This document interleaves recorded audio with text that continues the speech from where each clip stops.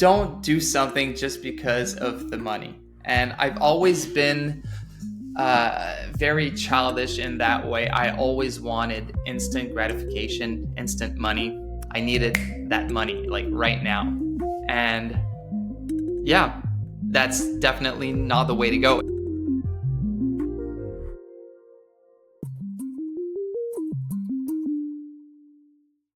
Hello and welcome to episode 113 of Webflow. I'm your host, Jack, your failure connoisseur, and today I am joined by the creative powerhouse that is Jonathan Morin, or Jo Morin, as you probably know him. Now, I get the impression he's the same kind of weird as me the first time we met, which was at Webflow Conf in London. We twerked together while Melissa Mendez filmed us. So, why should you care about Jo? Well, in his own words, he's an award-winning, handsome designer with above-average skills in web design and branding. But I think what really separates him from anyone else that I've had on the podcast is he's got a knack for combining storytelling, sharp design, and smooth development all in one package. And I think that's actually quite rare in the Webflow space.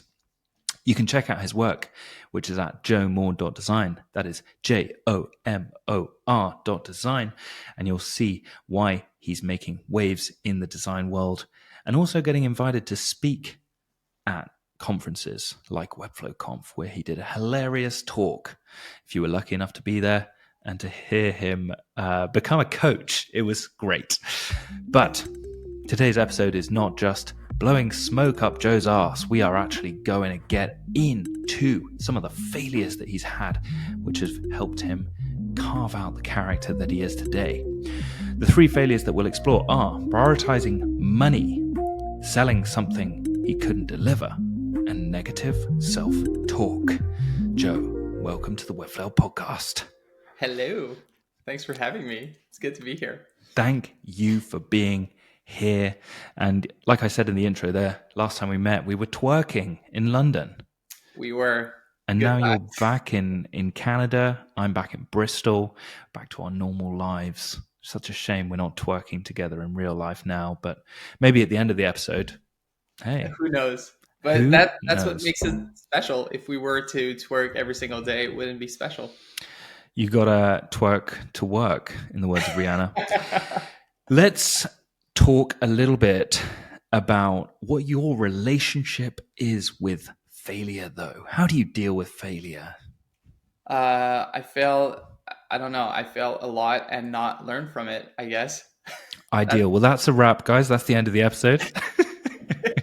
Never learn from my mistakes. So yeah, surprisingly enough, it's something I think about quite a bit, especially as a parent. Not professionally too, but it's more, as a parent, the whole family dynamic is always a challenge, and you're always trying to be the right model for your kids. You're trying to make sure they know the difference between right and wrong, and behaving in a way that you set that example puts a lot on you. And that carries over to my professional life as well.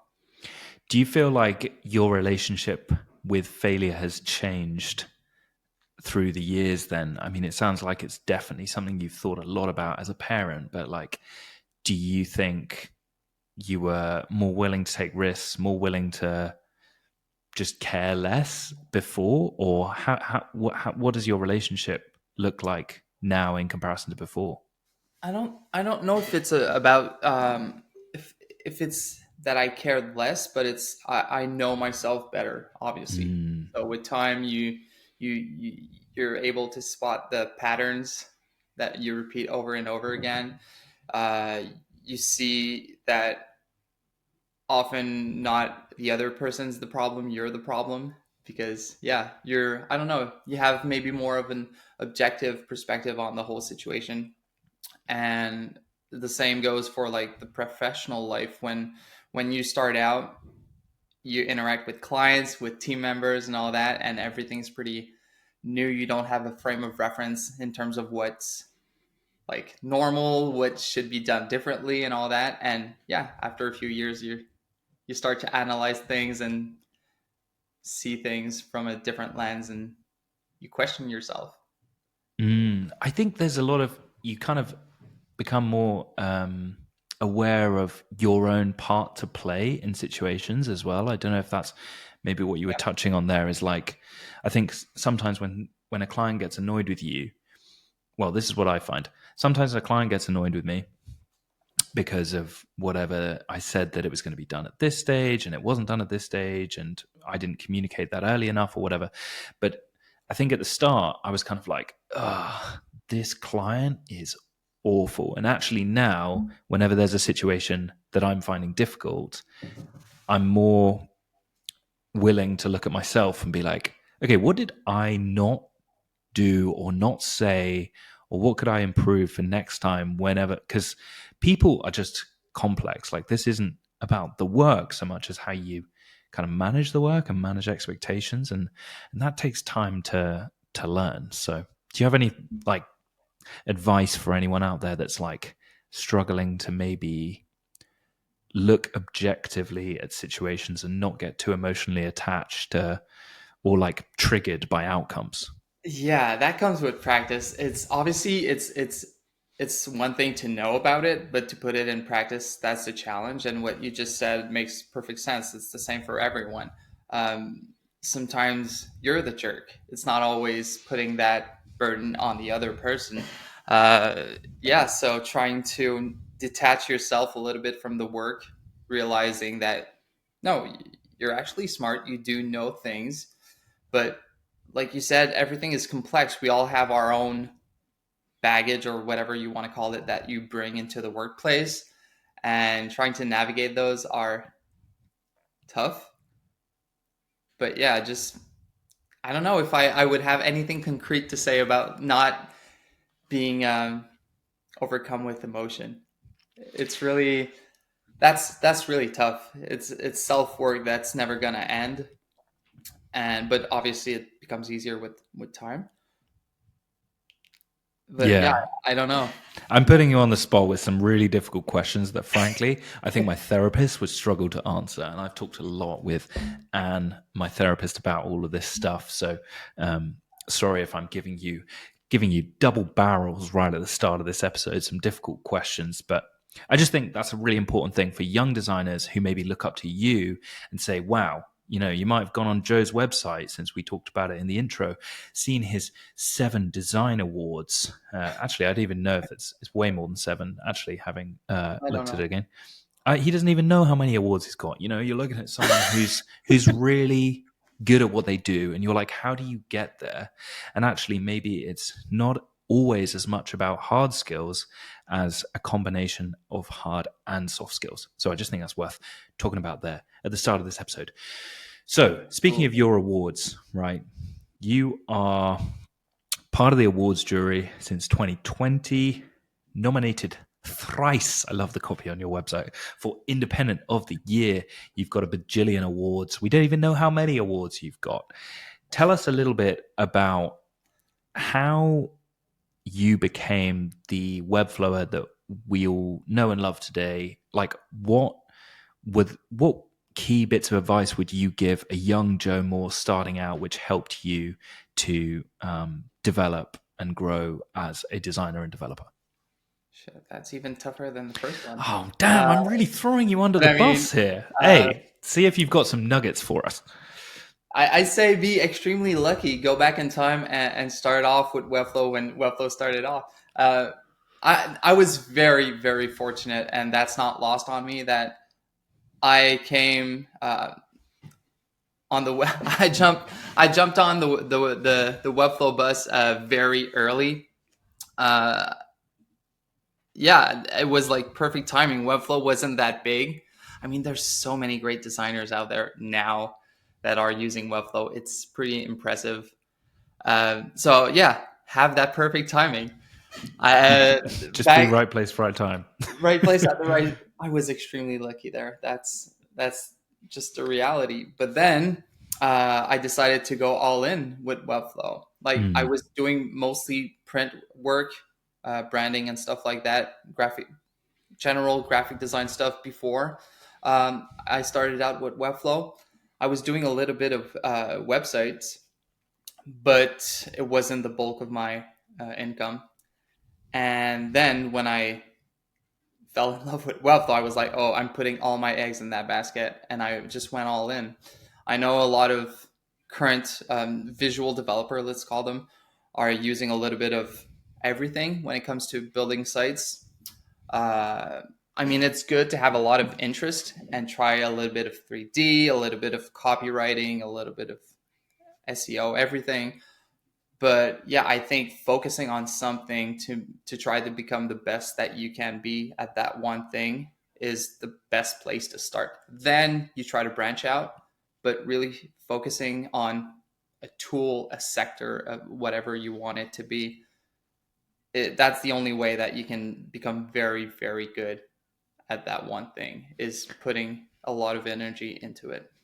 Okay, fascinating. So, a few things that you said there. One, you caught the wave, as it were. And maybe we're still in that wave. I think anyone that listens to this podcast is probably hyper aware of the, I don't want to say the competition, but you know, the fact that the wave is quite big in our tiny, tiny sphere. But actually, I still think we're very early in the Webflow wave. So, you know, there's plenty of different things that Webflow are literally adding every year. You know, functionality features. We've got AI features being added. We've got analytics features being added. So there's kind of, what is a Webflower? I think is a really interesting question right now. There's so many different people that are coming into the space, from being designers, from being, you know, hard coders, from being marketers. So I think there is a place for you, even if you're listening to Joe and being like, God, I wish I started in 2015. It's like, okay, you know, best place. There's like that Chinese proverb about planting a tree. You know, the best time to plant a tree was yesterday. The second best time is now. So, you know, I think just get out, get your hands dirty, or whatever time you're getting involved with this space. Two, the other thing that you talked about there was that you actually had a really good idea of fundamentals of design, because you came from print background. You actually, you know about spacing, you know about like typography, you know about how different elements should relate to each other, colors, shapes. Like, I think that's something that's not really talked about enough in the Webflow space, just because it's like, oh yeah, I can just build a website because I've got loads of YouTube tutorials. But it's actually like, you know, get some real basic fundamentals under your belt as well. I do think that is really powerful. And then the third thing that you talked about there, which I think is awesome and just really, really key, is that collaborating with different people, growing in the space, being interested means that you try out loads of stuff, but then you narrow in and you get really good at a particular thing that you get known for. And then once you get known for that thing, I think there's like an hourglass shape where it's like, try everything and then narrow in. But then, you know, also be flexible. Also, there's all sorts of different angles that you can approach this. So once you get really, really good at Webflow, maybe there's different things that you can add to that to really make your offering unique, like Rive. So that's my little summary of what you said. Is there anything else that you think we need to add to that for any Webflowers who are web flailing right now? Well, I didn't even think of that, but you said it so well that even in the Webflow world, there's so many different things you could be doing. There's a lot of people who are focused on different parts of what Webflow has to offer. Like they came up with apps a couple of years ago, Yeah, and now people are making apps for Webflow. it's People mad. are making libraries. People are doing like the type of websites I do. I know are not for everyone, and there's a lot of different expertise within the Webflow bubble that you can try to get a piece of the pie. And there's plenty of pie. I think There's this is a plenty key of thing to pie. say, is that like, yeah, if there's one thing that I want people to get from listening to Webflow, is that we're all working in our own bubbles, but the more you talk to different people and the more you learn from each other and the more we share, the more this whole big, wave grows together, which I think is really, really powerful. So, yeah, just And want to what's emphasize the that. second point you were saying just now? So, first point was that, the best time to plant a tree was yesterday. Second best time is now. Get in. There's all sorts of different things in the Webflow space that are growing. Second point was, Oh, the foundation thing. yeah, getting good foundations in design. Like, it's not just can you build a website, it's also does the website look good? And Yeah, I that's think there's critical. actually a big difference.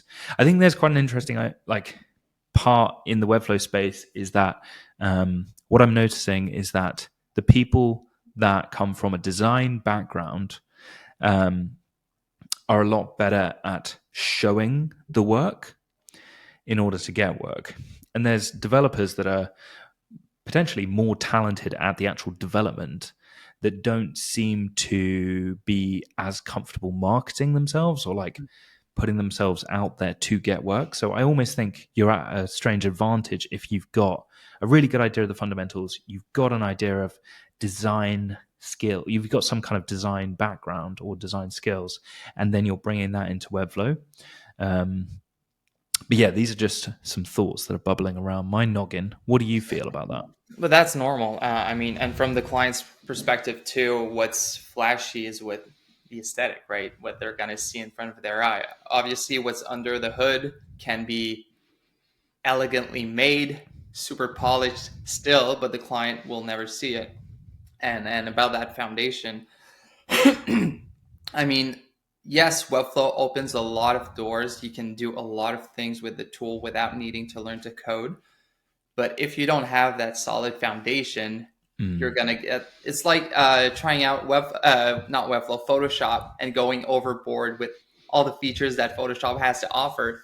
There's a lot of websites made in Webflow I see out there that you can tell the ideas, the concepts that people are trying to put forward, but the execution is not perfect because it's in the details, like the smallest things. Yeah, you can see that that person had an idea about a specific interaction or a layout for a section, and you're like, oh, that's really good. Like I didn't think about doing it this way, but the execution is not on point because the foundation is missing a little bit of, yeah, of the fundamentals.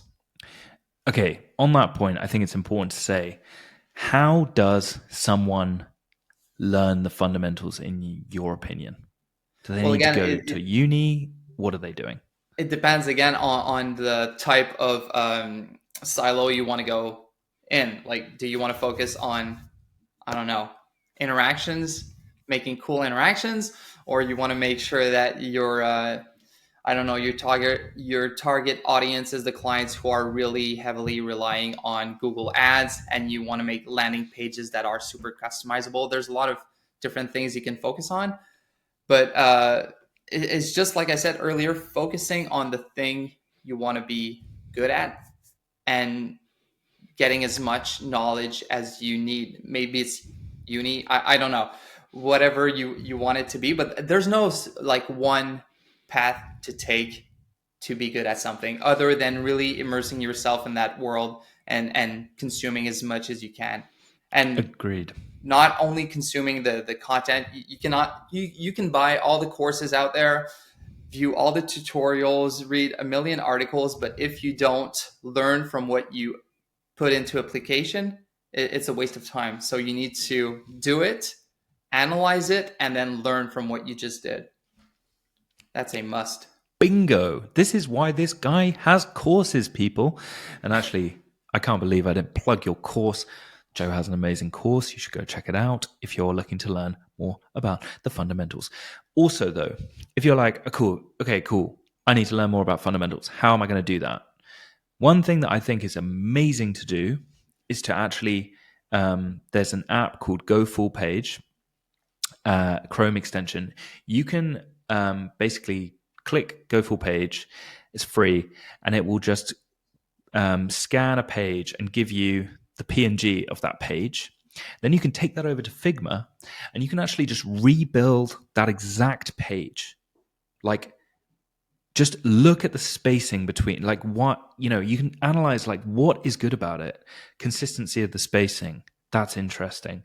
The colors that they've used, that's interesting. The font types, why are they using only 2 fonts? That's, like, just, and I think that is so underrated. Like, look at websites you like, try and rebuild them.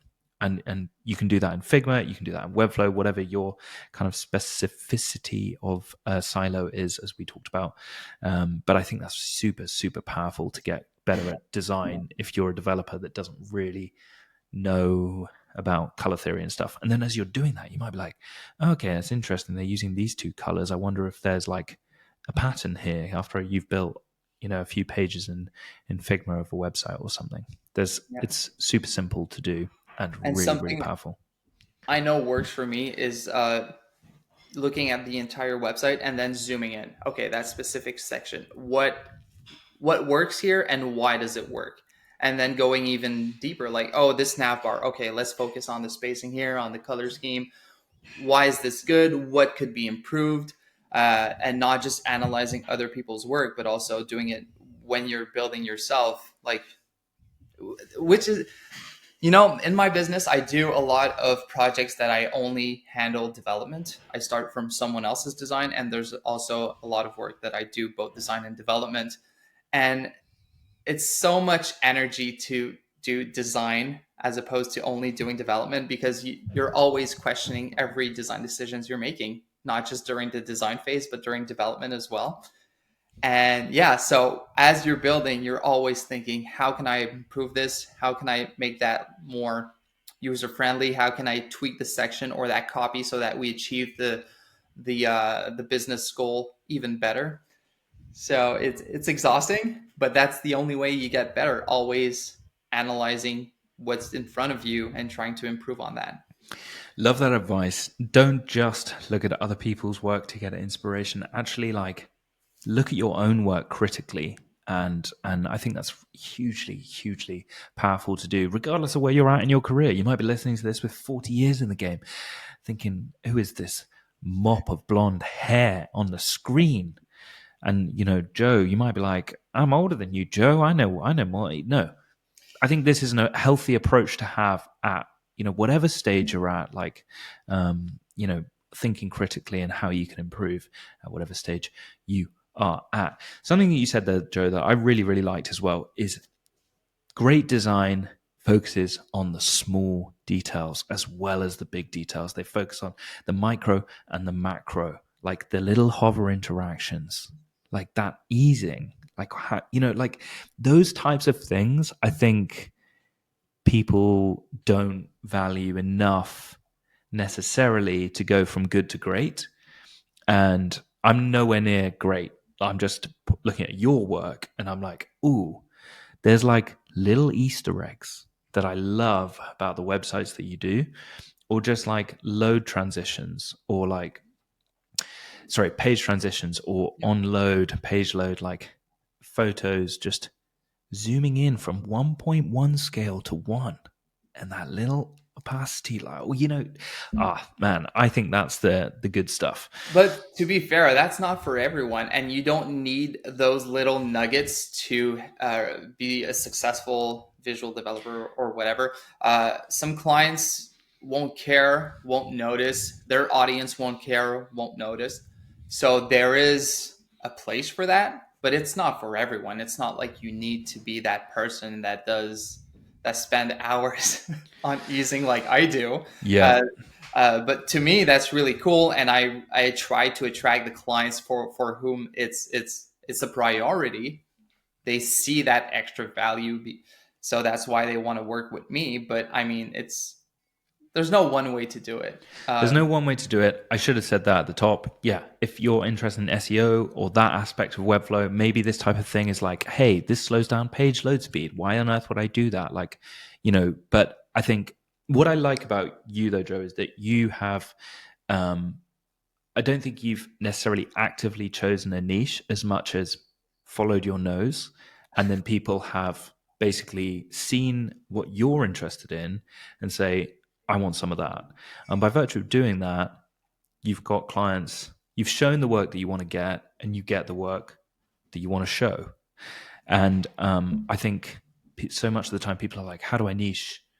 And it's like, actually, maybe the niche chooses you to a certain extent. And I think you've kind of naturally done that by just being interested. I don't know if you'd agree with that. Uh, I don't know, but I agree with the general statement that yeah, in some way it kind of finds you because the more time, well, over time you dig deeper, you become better at something, and you notice those little doors that you can go through and focus more on this thing, on that thing. And I know that for me, it's really on brand. I've those little nuggets of experience that are memorable. I mean, at the core, I'm very much a designer. Like I make websites for a living, but I've never been a big tech, a big geek person. I don't care about new technologies. I've never been into video games. I never imagined working behind a computer, if I'm being honest. So yeah, design in general is something I'm passionate about, and creating custom experiences that are super polished is pretty much on brand.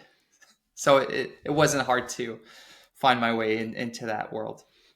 Amazing. Love that. Follow your nose. The Yeah, niche finds you to a certain extent. Maybe you don't even need a niche per se. You just do, and the world kind of shows you what you need to a certain extent, I think. Okay, enough ramble schmamble. Are you ready to get down and dirty with me, Joe? I guess let's do it. All right. Tell me about failure number one, prioritizing money. Yeah, that's kind of a no-brainer, and it's something you're told your whole life. Like follow your passion is something of its own. It's garbage, but don't do something just because of the money. And I've always been very childish in that way. I always wanted instant gratification, instant money. If I wasn't able to understand or see the big picture necessarily, I was just giving up on things. I needed that money like right now. And yeah, that's definitely not the way to go. If I could go back in time and tell myself not to focus on money so much, it would be a waste of time because I wouldn't listen to myself anyway. So it's one of those things that I knew, I just didn't put it in practice. Yeah. Okay, wait. Can I just backtrack? So, if a Webflower is like, I see these types of posts the whole time. I'm trying to get to 10K a month. Um, I'm trying to build $1 million agency over here or whatever in the Webflow space. And you were to talk to that person and say they weren't as stubborn as you back when you were that age, Yeah. and they were willing to listen. And you were like, hey, I'm going to give you some advice that I wish I heard when I was your age. I was just trying to chase money. And what would you say to them that would help them maybe not follow that path? We'll get very philosophical. I mean, that's the thing. Maybe money for you is the answer because for some people it's way up there still today, and they're gonna die one day still thinking that they need that Ferrari or that Rolex watch, and for them that's that they still crave that thing. But the thing is, when it comes to like choosing your profession or choosing to take on work versus not taking on work, uh, letting money guide that decision too much is always a bad decision, I think, because it's something I've done my entire life. I wasn't planning to become a web person out of high school. I didn't know what I wanted to do it. I just knew that I wanted to make a lot of money and do it quickly. But I was super lazy. So that's not a good combination. Uh, Mm. yeah, so man, I did so many random jobs. My path to getting here was, wait, I'm getting all over the place. Let's go back. I want to give you a concrete answer to your question. What was the question again? If money's not the most important thing, what is? Hmm. I'd say control. Because when you're in control, everything comes with that. Your confidence, your ability to choose what to take on.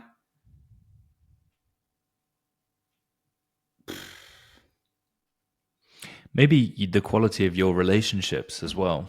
I don't know about you, but I've found like I've been working a lot, which means that I've been earning a lot more than I usually do. Great. Hmm. Like on paper, you see this graph go up and you're like, oh, oh yeah, I'm doing all right for myself. But then I had a conversation with my girlfriend recently, and she was like, I haven't seen you that much. Like, how, like, and that's, I know that it's because you're working, which is, I get that why you're not giving me the time, but when you give someone else your time, you're taking that time away from maybe the people that are really important in your life. Um, so I guess what maybe this control idea is not just controlling how much energy you expend on work, but also how much energy as a result you expend on the people around you that maybe matter more than the work itself. Absolutely.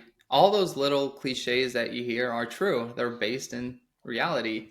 I don't know where I was going with that control thing, but when you're in control, you're confident. You're able to sell yourself, to sell your ideas easily. You control like your schedule. You control, yeah, the relationships you have with others. It's not always about the grind. Uh, yeah. That makes sense. That makes total sense. I guess, like, okay, what have you changed after realizing this information? Like, were you saying just yes to anything before? You were just like, yep, I can do that. Yep, I can do that. Yeah, I can do that. Working through the night, working all hours, you're just like, boom, boom, boom, boom, boom, just all go the whole time. And now your life looks very different, or kind of talk to me about like how that realization has changed Well, how you you talked operate. about the hourglass earlier. There was a lot of that. Early on, you're trying to be everything to everyone. You're saying yes to everything, no matter what's the budget, no matter what the scope is. You're trying to become, I don't know, the Swiss Army knife. Anything you want, I'll do it. I'm your guy. And then you realize that, wait, maybe I should just focus on something and become really good at that one thing. And then people will want to hire me for that thing. And then, wait, shit, what? I, Don't worry, you're all good. Okay, my let's. brain is still in bed. Let's You're do all it. good. You're all good. I mean, I guess what you're saying there is that, like, when you're starting out, you're doing everything for everyone, Yeah. but you don't actually have control of your time or your life as a result. You're kind of just like, yeah, I can do that copywriting if you need. Yep, I can come and paint your walls. I'll do that tomorrow. Like, it's just like the randomest, maybe not as extreme as that, but it's like No. with design and development. I mean, we just talked about what is a webflower. Like, you can kind of that breadth of, like, you know, different skills, different offerings as a result can be quite um overwhelming, and also quite like tantalizing to be like, yeah, I can actually do that illustration that you need or whatever. It's like, do you need to offer that? Like, is that actually where your time is best spent? Are you actually going to earn more money in the long term if you even do offer all these different services? Maybe not. So I don't know. Is that kind of what you were talking about? Yeah, and it's not sustainable. You can't do that forever. So you get to that point where you're like, oh, I need to maybe make some changes. And I luckily enough, I got to a point where now I'm saying mostly no to people. But yeah, you need to. But how you get there is by becoming a master at what you do and being able to charge more and say no. There's no like quick magic pill you can take to just get there. You need to build yourself to that point, and Become a yeah. master. What? This Sorry. isn't limitless. This is not limitless, people. You've got to just do the hard yards to become really good at what you do. It's fascinating doing this podcast because people at different ages have different failures that they bring to me. One of the common ones that younger Webflowers come on the podcast and say is, I didn't charge enough. Mm-hmm. People that are slightly more seasoned in their career often say, I prioritize money too much. Now, such as anything in life, there needs to be a balance. Yeah. There needs to be a balance, doesn't there? You don't want to charge peanuts for work that takes you months, or, British Gas will say, hey, you need to pay the utilities bill this month. And you say, sorry, mate, I actually don't have that because I was working for free for a charity. Obviously, that's dumb. But at the same time, being too,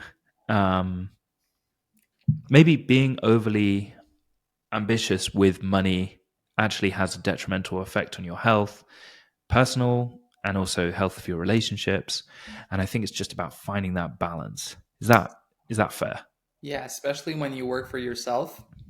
When you clock in, clock out on a real job, there's no big deal. You go back home and it's over. But if you're working for yourself, the work can just pile up and pile up and pile up, and you want more. You want more cool projects. You want more money.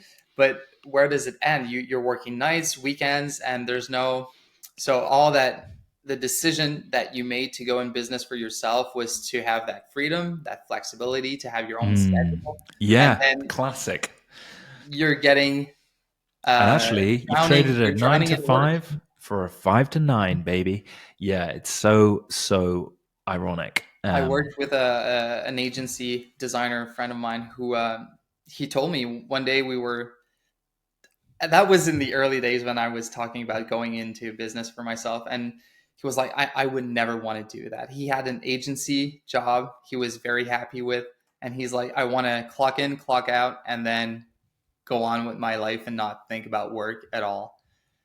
And Fair yeah, enough. it depends Yeah. on who you are and what you're looking for out of this. Oh, man, this is a deep episode. But yeah, I I resonate so much with this idea because there's this kind of feast or famine thing with freelancing though, and I think I'm a little bit like a big fat squirrel. I'm like, yeah, these jobs are coming in. I'm gonna hoard these nuts. I'm gonna hoard it all. I don't know why I need to be like Texan for this, but anyway, I guess yeah, I'm kind of just like, there's work coming in. I'm gonna say yes, yes, yes. I'm gonna find the time, bust out that email, do that project, publish that website, do this design, and actually um, you know, behind the scenes, my health's taking a beating because I'm not eating right. I'm getting takeaways. I'm not going to the gym. Like it's my relationship's crumbling. It's like you're a fucking idiot, Jack. Just trying to chase the dollar, baby. Yeah, and having Um, that balance is going to bite you in the ass. Like yeah, not going to the gym or eating healthy, it all goes together. So if you're in front of the computer like twice as much as you should be, obviously you didn't yeah, get to go for a run, you didn't take the yeah, time to have breakfast that morning, you're not going to be in the right headspace to do your best work. It's just common yeah. sense. And yeah, your relationship's going to break down. It's pretty hard to buy a girlfriend, guys. So, and it's pretty hard to buy your health back. Like, just don't be a tool like me and previous Joe. Let's talk about failure number 2, selling something you can't deliver. Yeah, this is something. I mean, again, I'm still working on all those things. I'm not a finished product. I'm still dealing with a lot of that thing, but that failure came from a specific bad experience I had with a client, which is honestly was the only big bad experience I've had with a client. Um, so yeah, let's talk about that story. It's gonna be painful for me, Oh God, let's get into it. but yeah, that was in the early days of my Webflow career. Um, I've had a client. They were in New York. We did a website together. They were super happy with it. The collaboration was pleasant. They were happy with me. They were happy with the work. It was all sunshine and rainbows. Uh, then one of the guy I was working with, he introduced me to a friend of his who was launching a physical product, and they needed a website for that. So he introduced me, and I got the job.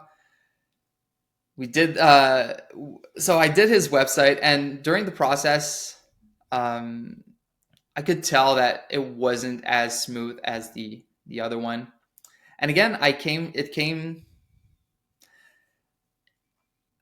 I was fairly new to the web game. I didn't know how much I should charge, how things should go down necessarily, and I charged for that project. I think it was 6K, and I was coming, and I'm gonna throw numbers. I don't know what it means to anyone who's listening right now. Maybe it's a lot, maybe it's nothing.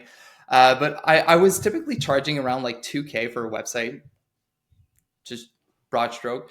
And this one was 6K. And I felt like I was pushing my luck asking for so much money. And obviously with knowing a lot more today, I'm like, oh shit, he must have been like, this guy's a joke. He's charging 6K. It's nothing. But to me, it was a big deal. It was a big project. I felt like I really needed to over deliver. I felt like I needed to really give a lot of value for that amount of money. But during the process, I felt like I was falling short. Like he wouldn't just come out and say that he's unhappy with how things are going, but I could feel little comments here and there that it wasn't so good. And we get to the towards the end of the project. We're launching on a Monday, and it's a big thing. They have like a lot of press articles being written for that are going live at launch for that new product for people to sign up to get that product. And we meet on the Friday before the launch just to finalize everything. And we noticed a problem that they couldn't, in the way we were using the embeds for their forms.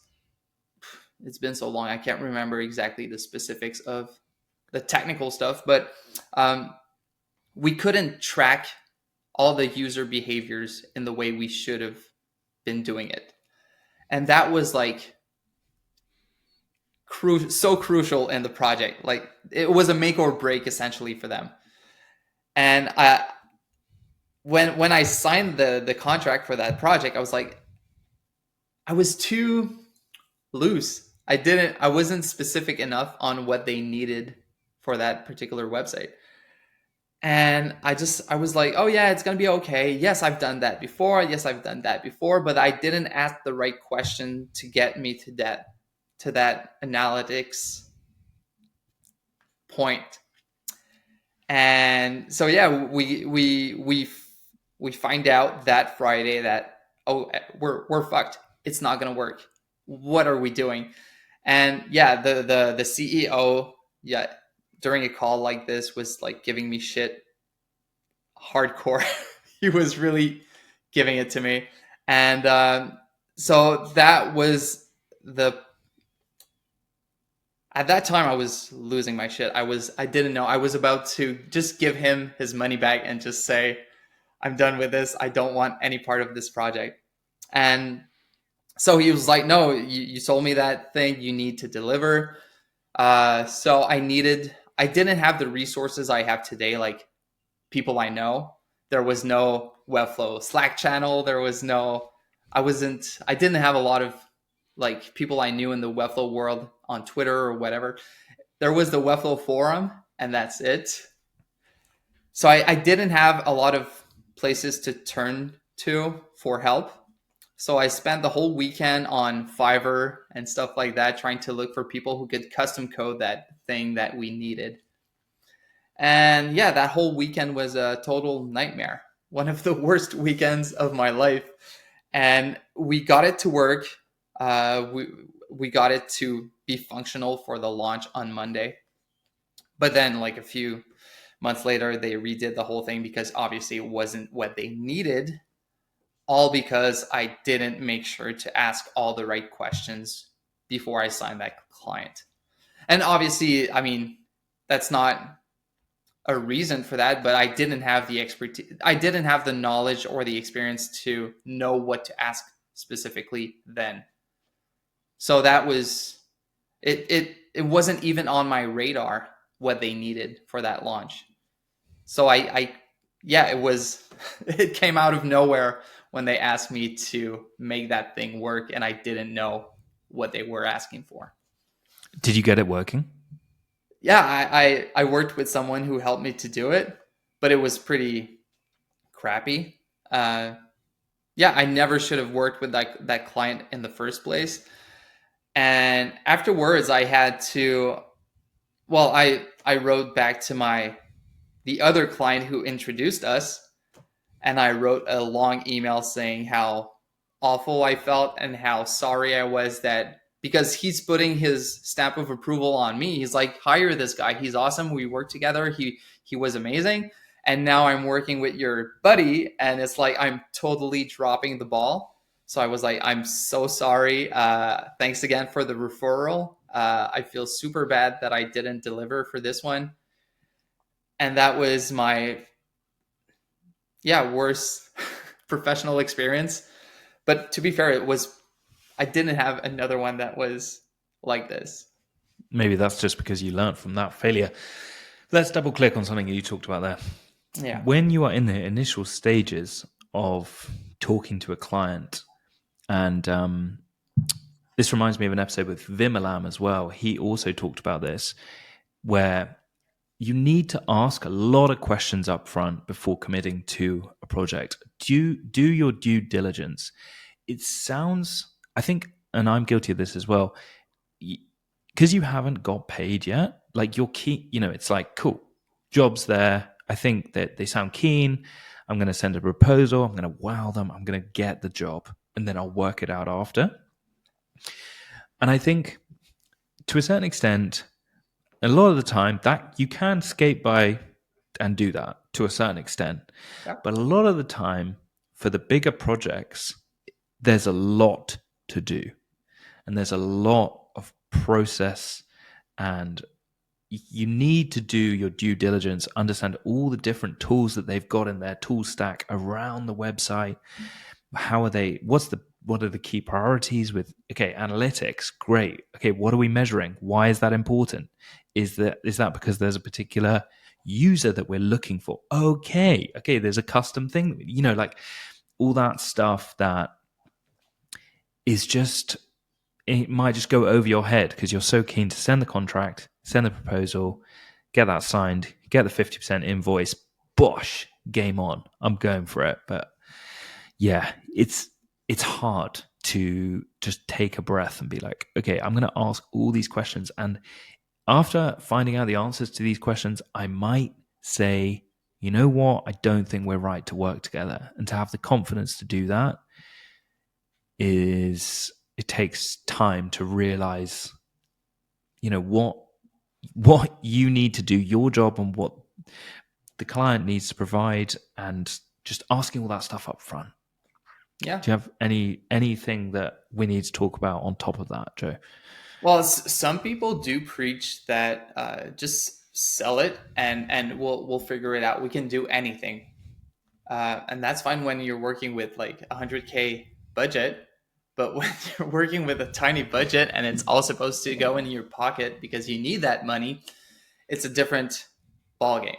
And I try to always be upfront with the clients. I don't hide anything. If I don't know it, I don't know it will be the first words out of my mouth. I don't know, and there's no shame in that.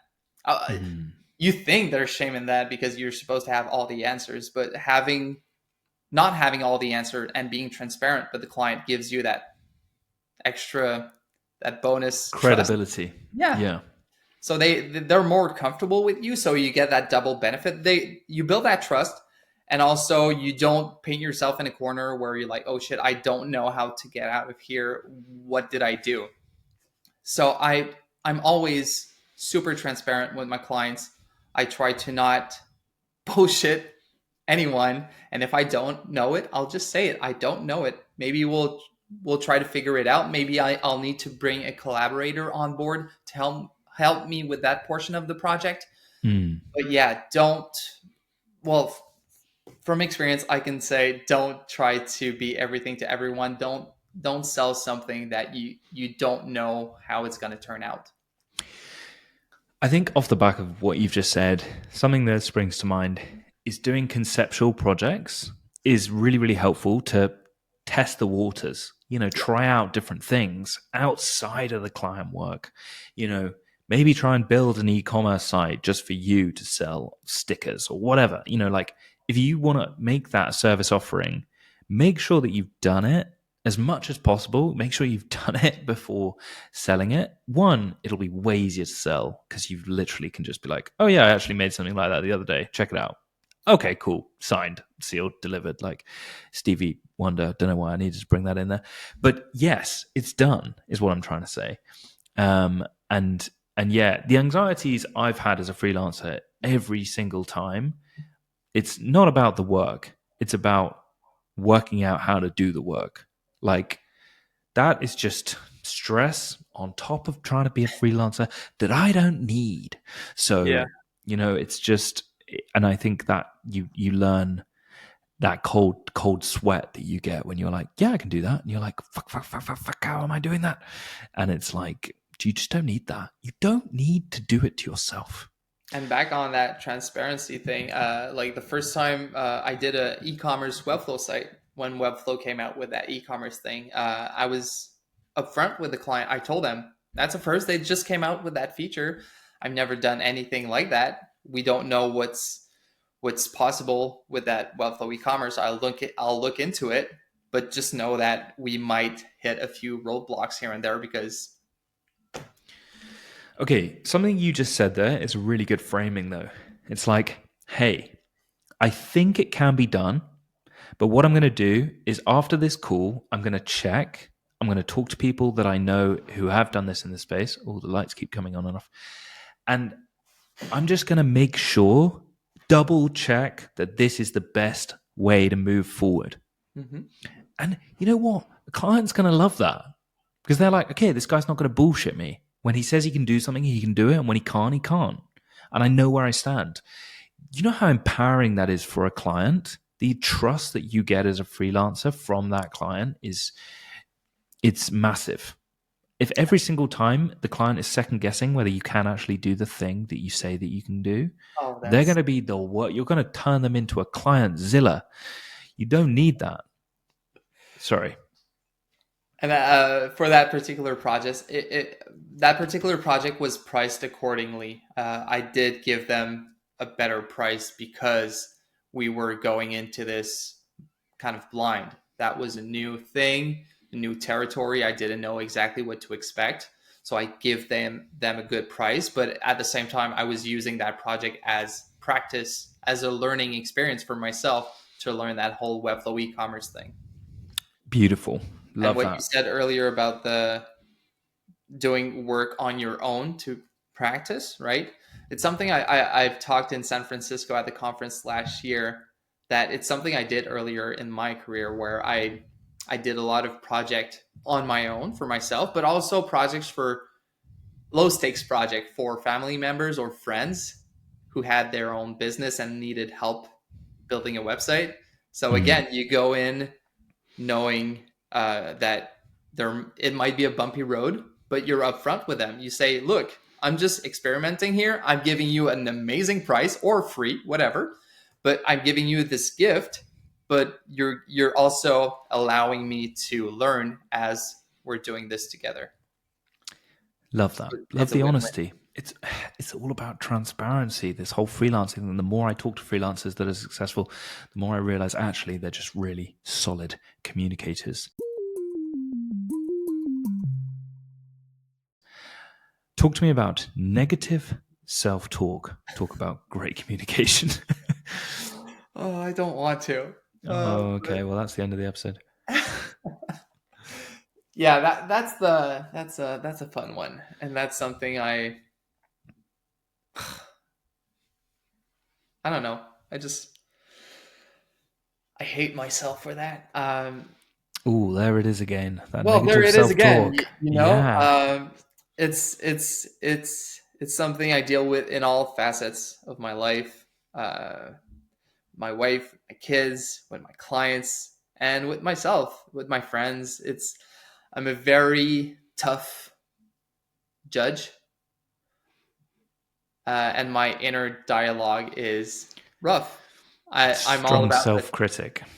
tough love, the suck it up, and the don't be a bitch, and that's pretty much what goes inside my head. I'm not kind to myself when it's time to motivate me, or yeah, I'm often just putting me down. And that's just my mechanism. I've always been like this. It's something I'm trying to change to be a positive coach rather than a drill surgeon. Uh, yeah, it gets you to from point A to point B still. It's just the ride is not as pleasant as it could be. I've recently started a mixed tag rugby team. And what I found is that to get people motivated, some people need a bit of okay, game time, let's go. And some people need just a quiet word to be like, hey, you got this. You're going to be fine. It's going to be totally fine out there. And I'm making it out like we're super competitive. I think it's more that I'm competitive and I want the best out of people, or maybe what my version of the best out of people is, which maybe is not healthy. But I've noticed that different people react in different ways to different talk. Yeah. And I think it's kind of healthy to try and have the same relationship that you might have with a teammate as with yourself, which sounds bizarre. But what I'm saying is, I think you know how you want to be talked to by, a friend or a colleague that wants to get the best out of you. You know how you respond best, maybe. And if you can work that out, then you can kind of train your inner self-talking monologue to be that person. Now that might be someone who is a bit harsh. It's like, come on, get a grip. You've got this. You can do this. You just need to push for the next 2 hours or whatever. Maybe though, it's someone that's just like, hey, it's going to be totally fine. Why don't you spend another half an hour on this project, and then we're going to call it quits today, and we're going to get up early tomorrow, and it's going to be totally fine. Like maybe you need to work out who that person is and be a kind of friendship self-talking person rather than a cracked a whip like overlord self-talking person. I don't know. Does that Oh, absolutely. any That's of that make sense? exactly where I'm at in my life. I'm trying to be that helpful boss rather than that hard ass boss, like playing those two characters in my own head. Uh, but again, there's an extra layer of crap that I'm dealing with is that let's say you're my actual coach and you're trying to talk me up or motivate me with positive stuff. Mm-hmm. Like, oh, you see what you did there? That was really good. There's a part of me who's like, dude, I know what you're doing and it pisses me off. Okay. So the positive talk is actually what I need and what I'm craving in some way. But also, there's a part of me who's like eye rolling it, and he's like, I see what you're doing. Don't try to play me like that. I know exactly what you're doing, and I'm trying to tone that tone down that part of myself and just accept it, and not, because when you see the magic trick, it's not magic anymore when you know how the magic trick works. Maybe the problem is that you think it's a magic trick, and actually it's not a magic trick at all. Like a shit sandwich is a healthy way to give feedback. I mean, like how you might give feedback to um, a friend, your wife, a kid, I don't know. But I'd imagine, because you're a sympathetic and conscientious person, you might say, hey, you did this great. But there was this part that I found that you maybe could have tried a bit harder on, or maybe you could have spent a bit more time on this, or maybe you just lost the ball a bit here. I don't know what you might say. But then I Yeah. think you would probably follow up with, but keep going. I think you're doing really well. It's just that one bit to work on. I'd imagine that's what you would do. Now, that is not a magic trick. That's not a No, game. That no, is no, I just know. a really healthy communication style that you would have with anyone around you, especially yourself. That's my take. If you said to me, Jack, I know what you're doing, I'd say, good. Well, then listen up. You have done Okay. really well here, and I'm proud of you for that. But this Yeah. bit you need to focus on. Yeah. And then we're going to finish up with a bit of motivational something good at the end, you But know? you see, that's kind of that tough love that gets me going. Okay. That we're Okay. we're we're both knowing what's up here. Yeah. No one's really playing anyone. Yeah, it's not a We're on the game. same level. Yeah. So I know that you pointing out the things I did right before you point out the thing that I need to work on annoys me, but we're on the same page. Yeah. I mean, maybe it annoys you knowing what you did well, or maybe it's less about knowing what you did well than annoys you, but more about knowing what I am doing, like the framework that I'm like, Yeah. employing to give you negative feedback. But I think regardless of whether you realize what I'm doing or not, like it's still healthy to a certain extent in my opinion. Like, it's not all bad is basically the summary of that whole framework. And I think sometimes we get in our head as freelancers that we're a piece of shit because we forgot, I don't know, to change the columns, the amount of columns there are on like mobile landscape. And it's like, Yeah. you're not a piece of shit for that, okay? You're not. Yes, you shouldn't have sent it to the client without that being checked, but you didn't. You're going to fix it and you're going to send it to the client. And that's the one change that they've got for the whole website. So let's focus on that as much as you made, or, a lot more maybe than just that single mistake. I don't know. Like, I don't think it's a magic trick. I don't think it's a game. It's just healthy. Like, you brush your teeth every day. That's not a game. It's not a magic trick. It's just habit. It's just you doing you that you know is good for you. I don't Yeah. know. I'm trying to be that person in my head, trying to, what you just said, talk to me in that exact way. And yeah, I drop the ball every single day. I'm not, I mean, I've been like this for so many years. I'm trying Yeah. to, I mean, it's only in the last, I don't know, 6 or so years that I've been really noticing it and trying to work on that. So I'm not going to break the mold overnight, Mm. but I'm working on it. And yeah, what you said earlier also about like how you would address someone else is how you should address yourself, because I know for a fact that how mean I am towards me, it's not, even though I'm very aggressive or tough love towards other people, it's worse with myself, and I know that for a fact. And Mm.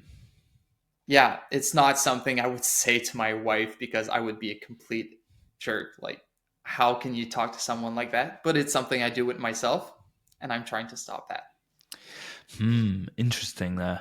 I don't know if this helps, but I sometimes might like, I have this thing called Audio Pen where you basically talk into it. It's an app, and you basically talk into it, and then it will organize your rambles into like thought, more coherent thoughts. And sometimes when I am annoyed with myself or annoyed with someone else, even before sending them a message to say, hey, you said something and it really affected me. And I just, I'll basically talk into Audio Pen, and it will basically write out my thoughts, and I can read my thoughts. which I know sounds like a bizarre thing, but it's just when you see it in black and white, it's like, oh, wow. And maybe if you're having a rant at yourself, maybe you should just record yourself and then read the shit that you are talking to yourself and be like, is this me? Is Yeah. this the me that I want to talk to anyone, let alone myself? You know, you are the asset. When you're a freelancer, it's you versus you, baby. It's that's it. And it's like coming back to the point we said earlier about, you know, health is wealth. And especially as a freelancer, like you need to have clear boundaries, and none more so than clear boundaries with yourself. I don't know if that might help you or anyone that's listening who's maybe feeling the same way, but it I helps hope me. it does. But for me, it's all about putting it into application. I Put it know into it, practice, maybe. put it in practice. I know it.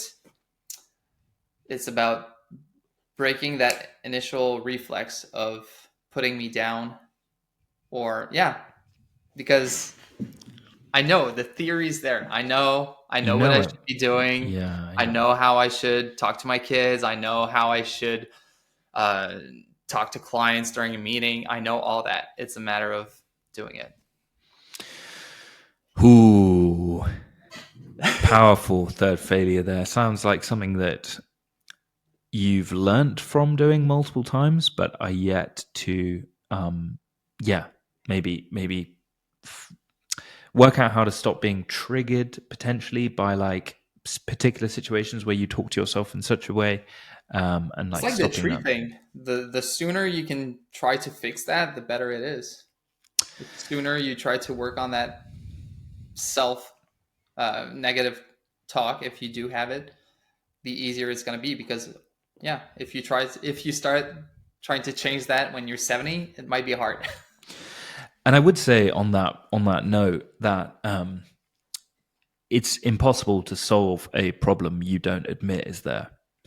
And just the fact that you are aware that this is a problem gives me a lot of confidence that you'll be able to solve it. I think it takes a lot, and I've noticed, especially men as well. I think it's people really struggle talking about how they feel, and maybe it's because we don't necessarily like relate in groups of men in the same way that like I've noticed groups of women or girls do, like where they Yeah. just chat about just so casually about like sex or stuff that's going wrong with their bodies or life just generally. Like life is hard, and I don't think guys always talk about that. So, but anyway, what I'm trying to say is like I think, you know, you've got a good shot at solving this by virtue of just owning the Yeah, problem that knowing it exists. is a big part of it. It creeps into my work, and I know it. I can see it in real time as it's happening. Often I will design something, and that negative coach just comes into play, and he's like, "This is garbage. This sucks. Why'd you do that? You're an idiot." And on and on and on. And I try to look at the word objectively, but in that moment in time, it's like nothing's going to do it. There's this thing I like to do when I'm in that bad place. I go and look at other people's work, people that I know for a fact I admire, people I know for a fact do amazing work. Yeah. I look at their work and I feel the same way towards that work. I'm like, this is garbage. This is not good. When I know objectively that what they did is amazing. So that's when I know I'm like, dude, you need a break. Snap out of it. This is no matter what you put on the page right now is going to work because you're looking at this amazing masterpiece and it's not good. So what's the point? Obviously, what everything you're going to produce in that moment in time, it's not going to be good. And what I like to do is just, yeah, step away. A shower is a big help. The number of time I've been helped just by taking a shower, it's just it's a big reset. Yes, you clean. You're a It very clean guy, may I say. I'm a very clean guy. Go for a run, whatever it is, but don't stay in that bad place. And when, like I said, it's about knowing yourself, knowing the situation, being able to notice it as you're in that shitstorm. And yeah, I look at, like I said, I look at beautiful work and I'm like, that's not good. Then I know I'm in a bad place. You got to own your problems and then take a shower. Tell me, what is your next failure going to be? Damn. Oh, before we get into that, I have a confession to make. Yeah, go on. Well, actually, I thought I'd do that at the beginning of the podcast, but it didn't happen. Well, first of all, I feel embarrassed by that, but I never watched an episode, so No, it's fine. Don't worry. The so I amount of people didn't that come on know, and tell me that, it's totally fine. but I didn't know exactly what to expect from this conversation. Mm. And two, you know, the conference in London, Mm. what was it, Tuesday morning when I was speaking, I was getting to the conference in my Uber and practicing my talk in the car. I told the driver, just heads up, you're about to hear some things because I'm gonna rehearse my talk here in the Uber.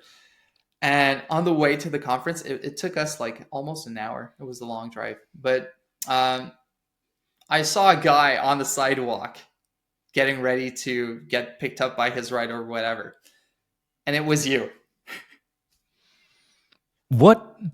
That's nuts. And I was like, I was pissed because I wanted to open the door and just be like, hey, come in, we'll share this ride to the conference. But at the same time, I needed to practice the presentation. So I was like, I was torn. I was like, I want to share this cab ride with Jack, That's totally fine. but You it got to was a weird practice. coincidence. I'm here just going to the conference and I see you right there next to me. And yeah, I felt bad about it, but I think it was the right decision. You got to prepare for your talk. Your talk was magnificent. So totally. If I helped you by not getting in your taxi even by 1% to get ready, I am down. But it's one of those things where you're trying to make the most out of your trip to London. You're trying to like spend all that time with the people, but yeah, I had to be professional and prepare. Hey, dude, we're gonna hang out in real life again. It's totally fine. If the only chance we get to hang out is in a taxi ride in this whole life shenanigan, then that's going to be a real shame. It's totally fine. But I was just thinking to myself, what are the odds that when we're at this light, you're right next to me? Hey, Of all the streets we could have taken. London's a weird place because actually it's big, but people kind of you bump into people in Yeah. particular areas. I find. But wait, we need to get back to what is your next failure going to be? So yeah. Is that the question you have at every? That's the final question every time. Okay. My next failure. Hopefully it's not one that I've done before, right? Because I need to start learning from my mistakes. Well, yeah, just changing the pattern. My next mistake. That's a good one. My next failure is going to be in 2025. I'm still going to prioritize money over anything. After all that beautiful talk about money. No, but here's the thing. I don't get all my, what do you call that, fulfillment in life from my work. Mm.